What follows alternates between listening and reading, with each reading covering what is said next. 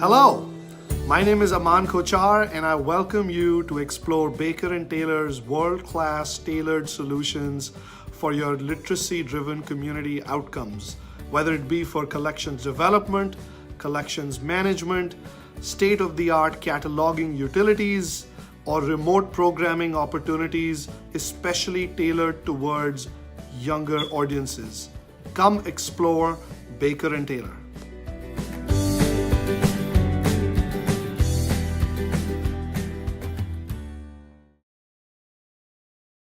Hello, welcome to the Worcester Art Museum Library. My name's Rebecca Morin.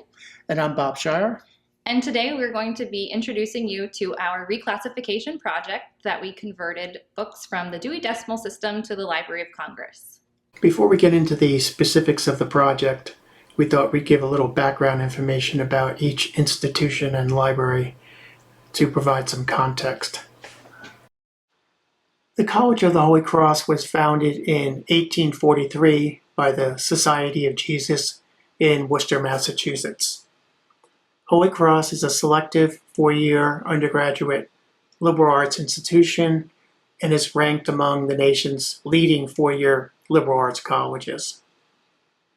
Holy Cross has an enrollment of approximately 3,000 full-time students, 90% who are housed on campus, at least before the pandemic. There are 300 full-time and 37 part-time faculty. Holy Cross has several branch libraries. In addition to the Dinan Library, which is our main library, built in 1927, there's a science library, a music library, and our cooperative agreement with the Worcester Art Museum Library. The collection of the library contains 643,000 volumes. The library circulates over 38,000 items per year. And lastly, as a side note, as many of you probably know, Holy Cross has a beautiful campus, and it was listed as one of the most beautiful college campuses in the country by Condé Nast in 2018. Holy Cross went co-ed in 1970, and we are currently searching for our next president, which will, for the first time in its history, be a non-Jesuit. The Worcester Art Museum is located centrally in Massachusetts, right in Worcester. It was founded in 1896. The permanent collection consists of about 38,000 objects, from the ancient Near East and Asia to European and American paintings and sculptures, and continuing with works by contemporary artists from across the world. In 2013, the museum acquired the John Woodman Higgins Armory Collection, which is comprised of about 2,000 arms and armor objects, making it the second largest collection of arms and armor in the country. The museum actively collaborates with various organizations and communities throughout Worcester on different programs, events, and projects. The library, which was established in 1909, grew its collection right alongside of the museum's collection, which means that we collect books and other materials that directly support the museum's object collection. In recent years, we've also started collecting books in support of all of the various programs and exhibitions and events that the museum puts on, as well as the study of museology. The Worcester Art Museum and Holy Cross are not located on the same campus. They are both located in the city of Worcester and not too far apart. It's about 15 minutes travel time between the two campuses. And this does add a slight bit of complexity to maintaining the cooperative catalog. In 2003, Holy Cross, including the museum's bibliographic records, were migrated to the Millennium system from III, Innovative Interfaces. Millennium and now its successor, Sierra, have a robust batch loading function. It's very flexible and can really do most of what we need to load, modify, insert, and delete data into Sierra. I'll talk more about this in a little bit. In terms of cataloging, each library does its own cataloging separately, but we use a single record approach where we use a single bib record when both libraries own a copy of an item, but we use separate item records for each library's holdings.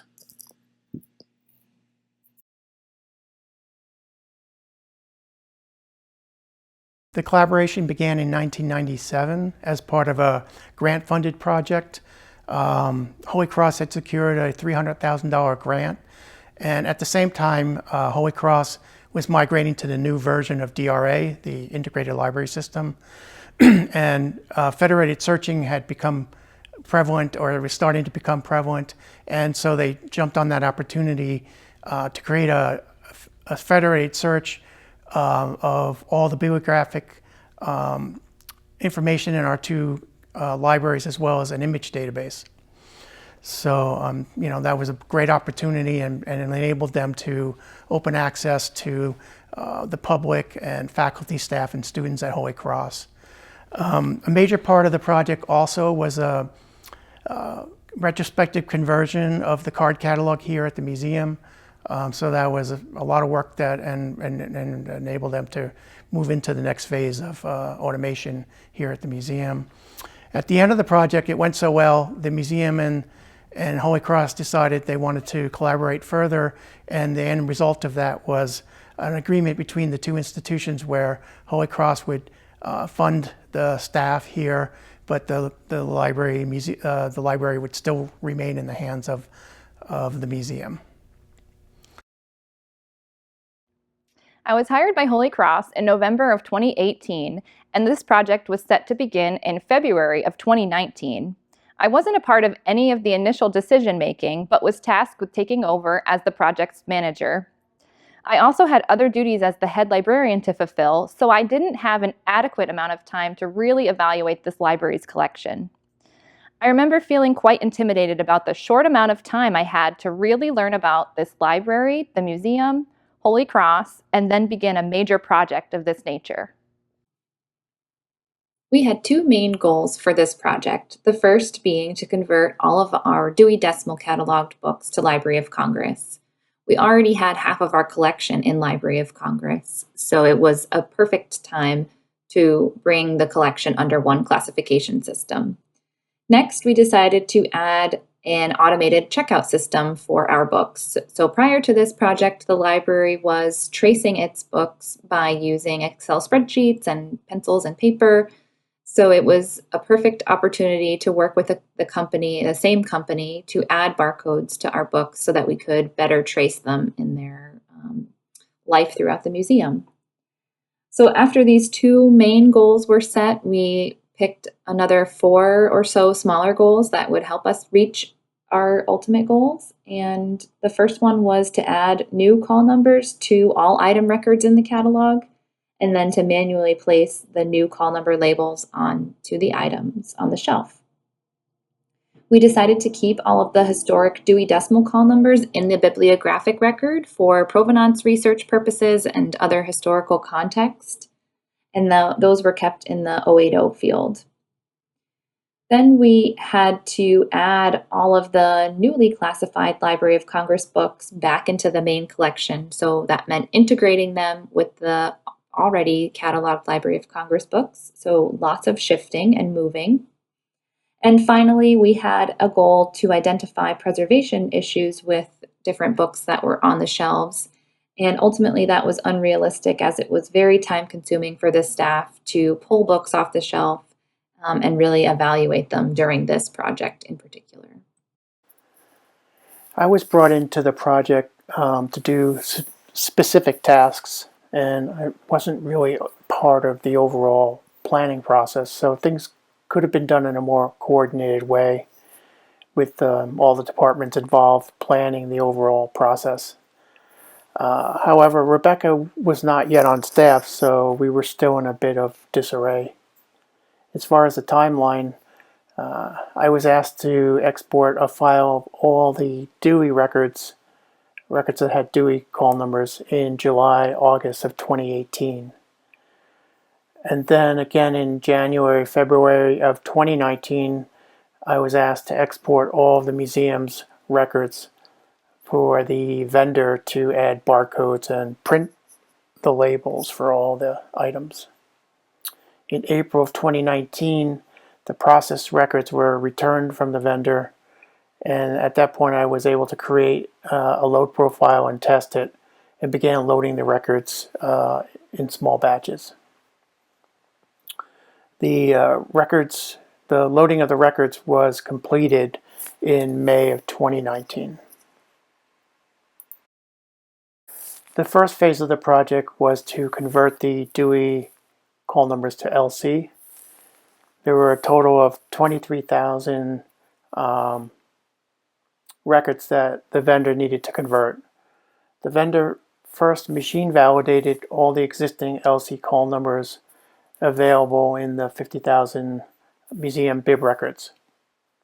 Holy Cross keeps all of its call number fields in the records for reference, not just the indexed call number. So there were many records that had existing LC call numbers in the MARC data. The vendor found 19,000 of these that they could use. Next, they searched the remaining records against the vendor's in-house database, and they found 439 matching records there that contained LC call numbers. Next, they did a search in the OCLC database for the remaining records and found 1,638 there. So finally, there were 2,226 records left that needed to be converted manually by the cataloging staff at the vendor.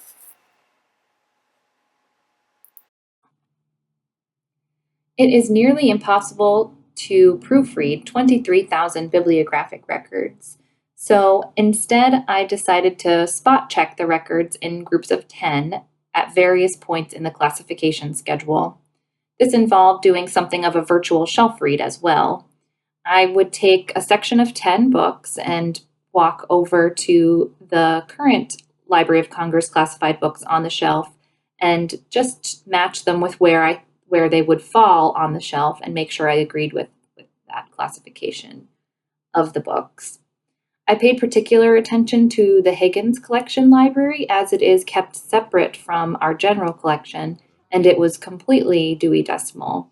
So I wanted to make sure that those books fell in the right part of the classification schedule for Library of Congress.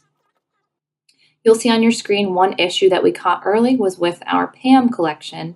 So we actually give these all unique call numbers, but during the conversion process, you'll see that there actually was a Library of Congress call number in the record for some of these items, and the company put that as the tagged call number in the item record.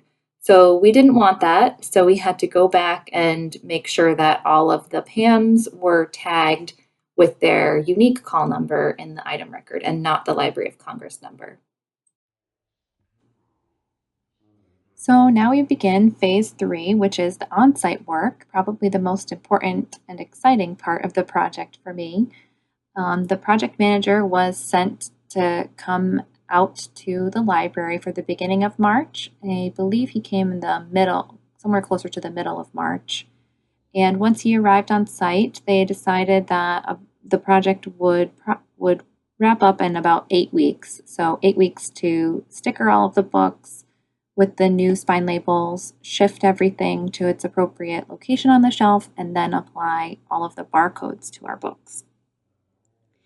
The company did not bring a crew with them, so they were hiring locally, which meant that the first week was spent conducting interviews and hiring about 13 people to fill 13 full-time equivalent people to fill out the work.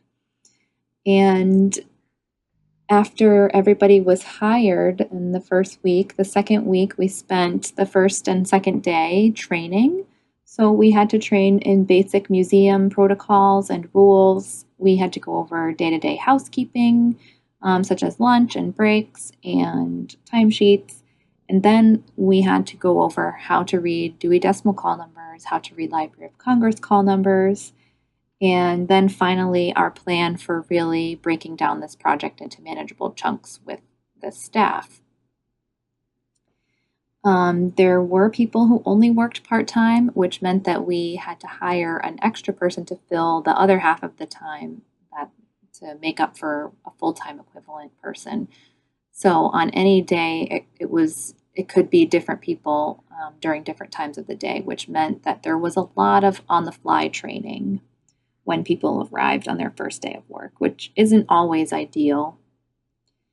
The one thing we didn't realize in the beginning was the logistics of museum security, and our contract workers have to have a museum guard with them at all times while they're working on site.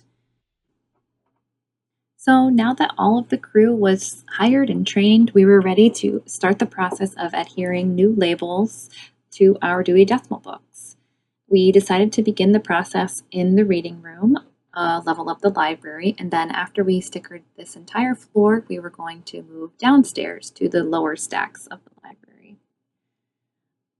You will see on your screen there's a sample of what these stickers looked like, and every one of the staff got a folder with about 20 to 30 of these sheets inside.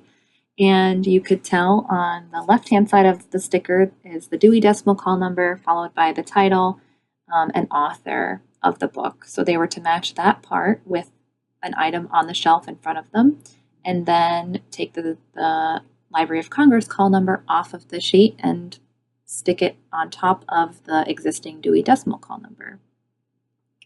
You can see in the other image on your screen that some of these books, the Dewey Decimal Call number was put on vertically and not horizontally, which meant that the book was probably too skinny to have to be able to completely read the call number on the spine. So in this instance, I would want the new Library of Congress call number sticker to be actually on the cover. This meant that we would still have a Dewey Decimal Call number showing. So we decided to troubleshoot this by asking the crew, if they came across a book like this, to bring it to either me or the project manager from the company, and we would carefully peel off the Dewey Decimal Call number sticker before putting on the Library of Congress call number sticker on the cover. So that way it would be clean and only one correct call number would be visible. So after all of the new stickers were placed upstairs, we moved downstairs, and the shelving is a little bit different downstairs. It's compact shelving, and that made it a little bit tricky to have 8 people working in that area, because all of these stickers in the folders actually go in call number order. So if you are handing out the folders in order, so 1 through 10, that means that people are working very close together and possibly need to be on different sides of the compact shelving at the same time. And that made it very tricky to do in a very tight space. So we ended up having to skip around folders so that people weren't working that close to each other. And yes, there were some mistakes. So the wrong call number did get put on some books, but fortunately we had another step so that we could double check this work. After all of the books received their new Library of Congress call number label, we began the next phase of the project. Since we had half of the collection already cataloged in Library of Congress, we had to interfile these newly classified books into the already existing collection. So what we decided to do is sort all of the newly cataloged Library of Congress books into different piles based on their classification letter.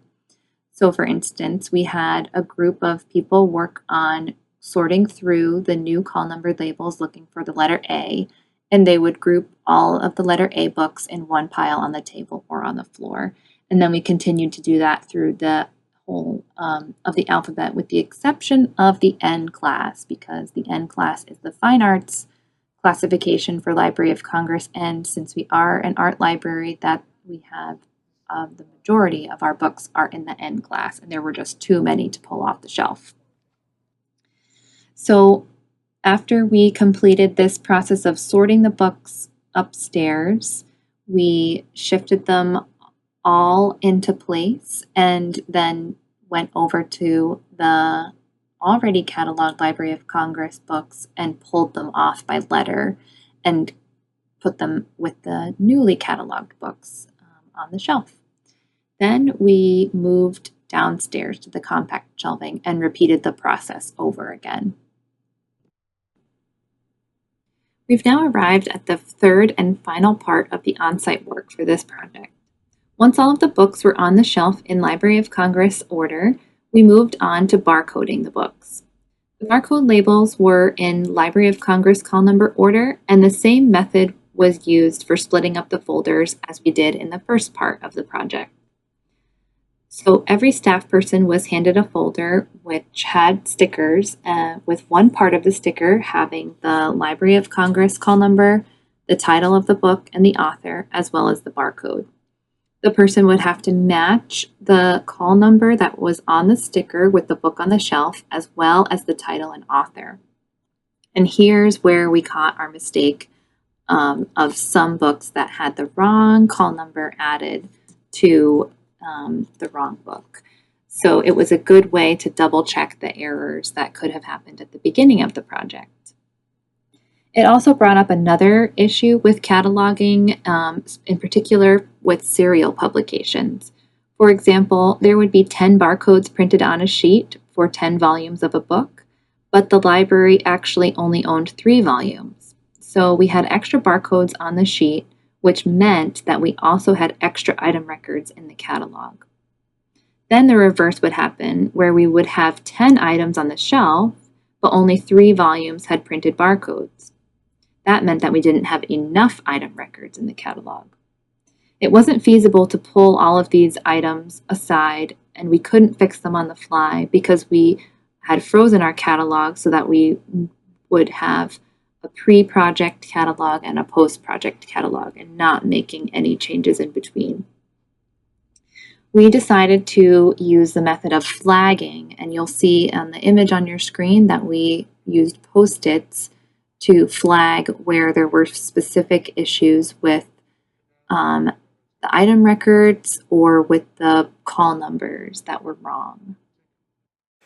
The records came back from the vendor, and the process of loading the enhanced records seemed like a relatively easy task.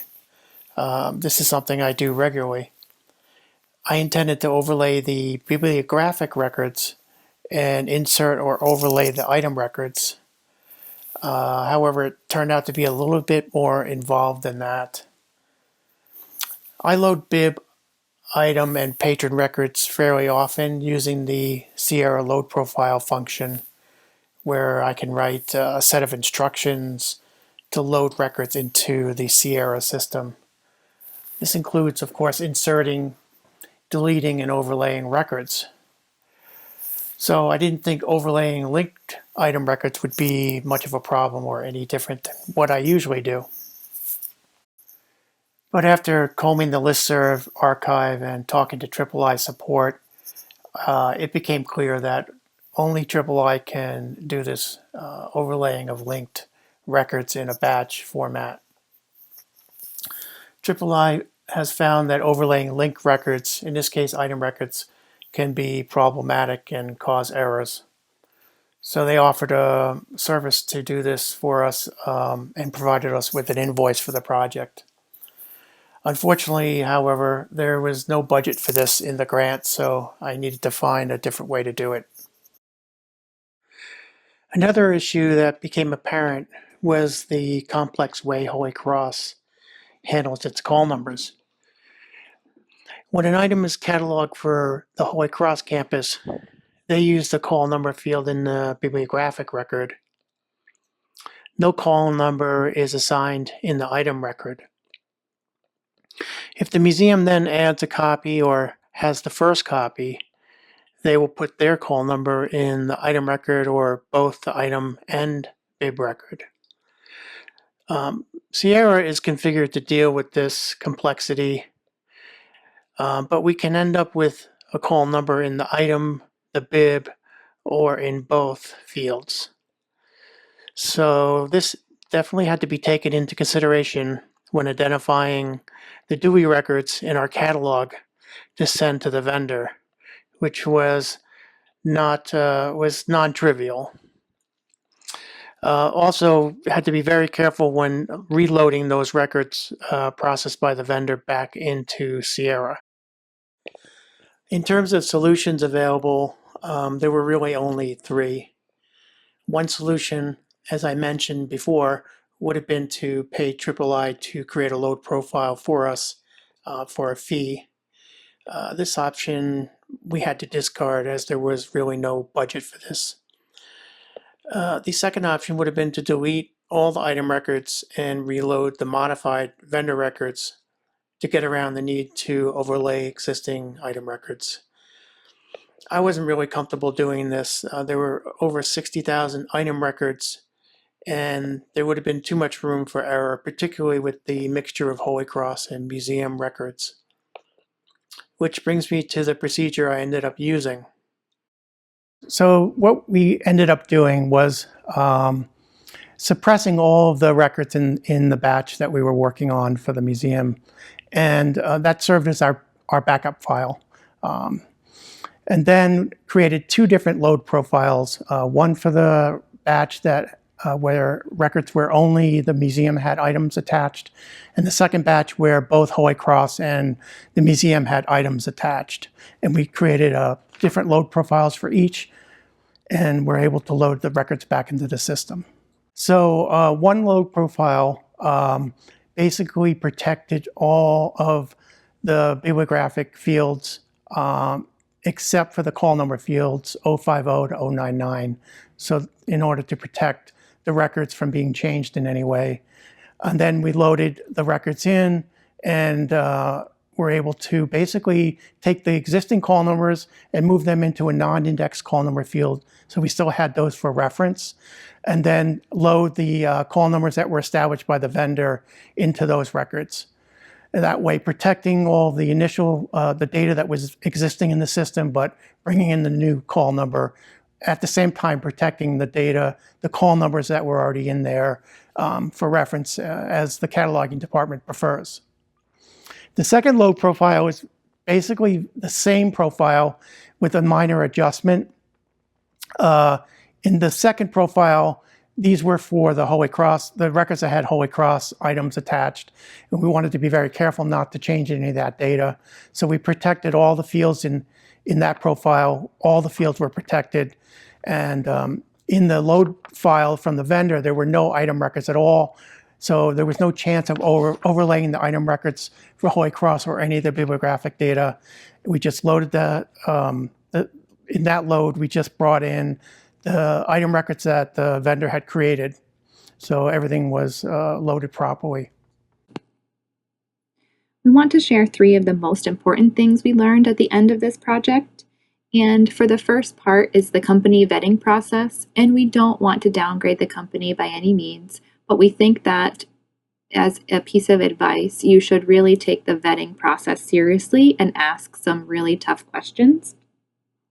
To start, we would have really appreciated a better communication process and a better project planner, someone who could have worked with us from the very beginning of the project before we even exported our records, all the way through the on-site work and checking in periodically, and then a follow-up at the end of the project when we were trying to load our brand new records back into our catalog. It would have provided more continuity and a better project plan if we could have had more constant communication. From my perspective, I think the project could have been better managed from both the vendor side and Holy Cross's side of things. A more holistic approach from the beginning would have helped to avoid some of the issues we had. It would have been good to have regular meetings with all the departments involved and also include the vendor. If possible, it would have been good if I could have been part of the grant writing planning. This might have allowed for instance, more funding to have III run the item record load profile to make things run easier. I also felt I wasn't really included from the beginning in the planning process. So I didn't from the beginning have an overall picture of the goals and just the big picture of what we were trying to accomplish. If we had the team meetings, it would have helped me anticipate problems more early on, like the issue with the PAM call numbers and the multi-volume sets. And having more contact with the vendor for planning would have presented more opportunities to understand what the vendor was expecting from me, and I could have had an opportunity to express what I needed from them. So overall, more involvement from the beginning, a team approach, including all parties, all departments involved, and the vendor, and regular meetings. This all would have made the project run more efficiently and present less problems overall. And the final thing we learned that we would like to share with you is project planning. So the very first step we should have done before we exported records was to do a basic shelf read or inventory of the whole collection. We were charged for every single label that was printed, including the new number labels as well as the new barcodes. And so wasted labels would have saved us money in the long run. The process felt very rushed, so it could have been because I was very new to the organization that I was trying to catch up and really learn what was going on, but I did constantly feel some pressure to really rush along this project. And we should have thought through potential preservation issues earlier on and had a more thorough plan in place for how to handle them on the spot and how to either put things aside or could have fixed the preservation issues before the company even showed up to work with the physical books. And actually doing an inventory might have helped us to flag a lot of those items that really needed preservation or conservation assistance. But in the end, if we hadn't done this project, we probably wouldn't have been alerted to all of the cataloging issues that we ran into, as well as the preservation needs of the collection, or it would have taken longer to identify and fix these problems than it did. So the hardest part about this project were all of the little individual issues that came up with the books. So for instance, if you had a pad of stickers that you were working on to relabel the books and you're comparing the sheet of stickers in front of you to the shelf and you're reading the call number and look to the shelf and the book's not there, that often meant that either the book was misshelved or completely missing or not even in the catalog. So that individual person would either come to me and say, what is this number? Why can't I find the book? And I would have to tackle that problem. Or they would put it to the side in a pile, which meant that at the end of the week, I had a stack of 50 to 100 books that didn't have stickers or that we couldn't find stickers for. So I think our number one piece of advice is communication, which seems like a very trivial and small part of a project like this, but constant communication starting from the very beginning and working with a project team, making sure that everybody knows what their task is and what their role is, but also what their role is in the larger picture. So even if you only had one small part to play in the whole project, you should have been involved from the time that it started all the way until the end. And then also picking a good company that you're going to have working with you, because they made all the difference in how well the project was organized and how well the timeline was constructed, really. When we look to the future of the role of the Worcester Art Museum Library and the partnership with Holy Cross, we are really excited about the potential to expand and integrate more, not only with our collections and our catalog, but also with our programming and services and other things that we can do to bring our constituents closer together. And we really think that this project taught us a lot about project management and project planning across 2 different locations and with staff who have a broad range of expertise in all different facets of projects like this. And we hope that you all learn something that you can take back with you to your library if you are planning a project of this nature or anything really that has to do with cataloging or collection maintenance or collaboration with outside companies or vendors and different institutions.